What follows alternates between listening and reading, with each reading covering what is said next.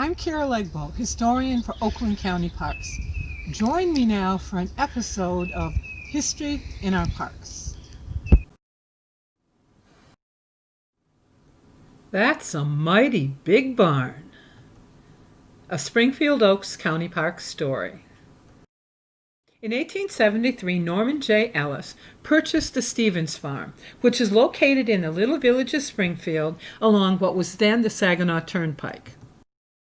Today that land is located along Dixie Highway. Norman Ellis developed his farm into a livestock farm. He specialized in the beginning in sheep. He would purchase sheep from farmers in the spring and then pick them up in the fall, fatten them up a little. Then he would ship them out at Clarkston Station by railway, many of them destined for Chicago. And then he made a change. He diversified.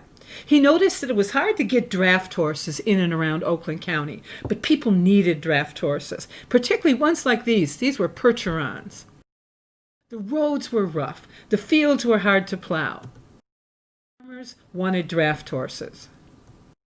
Norman Ellis went to Illinois, and he purchased a beautiful black Percheron, Ingomar. He paid $2,000, which was pretty much the family savings at that time.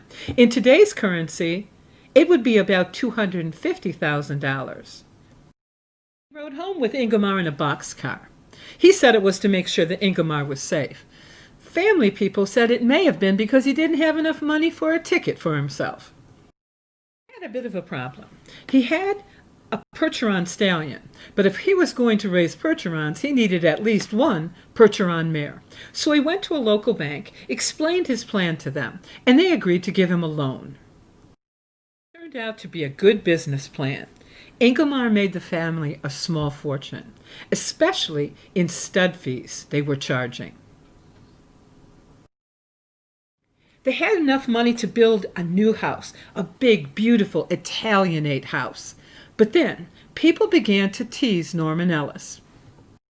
He said, "You have this big, beautiful house, but you still got this small, crummy old barn. You need a better barn, Norm. You need a bigger barn." So Norm Ellis built a new barn, a big barn, a mighty big barn. It was modeled after a barn that he'd actually seen in Maine. It was called a Madawaska twin barn. He'd seen one on his travels and decided that was the barn he wanted. He had timber cut in Maine and then shipped by rail all the way from Maine to Michigan. It was a huge, incredible barn. As people said, a mighty big barn. Continued to raise livestock on the farm, keeping sheep in the basement and still raising Percherons. Then in 1902, at the strong suggestion of his wife, they moved into Clarkston, into town, leaving the farm in the hands of their son, Glenn Ellis. He made a change. He realized that draft horses were no longer needed. Roads had improved. Farmers were using tractors. So he switched to horses like this, Tennessee walkers, horses that were used for jumping and dressage. He was a member of the Dixie Saddle Club, which began to meet at the farm, holding their events there, like horse shows. Eventually, the farm would pass to his son, Norman J. Ellis, named for his grandfather. And the last Ellis to own the farm, Dorothy Ellis, Norm's wife. She decided in 2001 to sell the farm, but with the stipulation that if at all possible, the barn should be saved. And then Kirk Gibson and Tim Burtsis, two retired baseball players who had gone into real estate business together, purchased the farm with the stipulation that they were going to save the barn.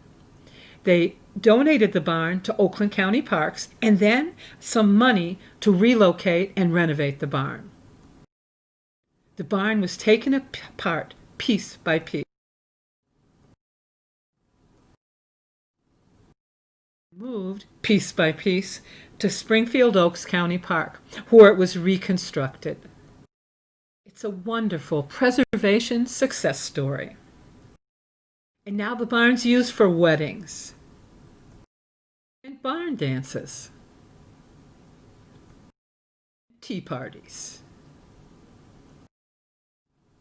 But whether people are there for a wedding, a dance, or a tea party, they all seem to have the same feeling. That's a mighty big barn.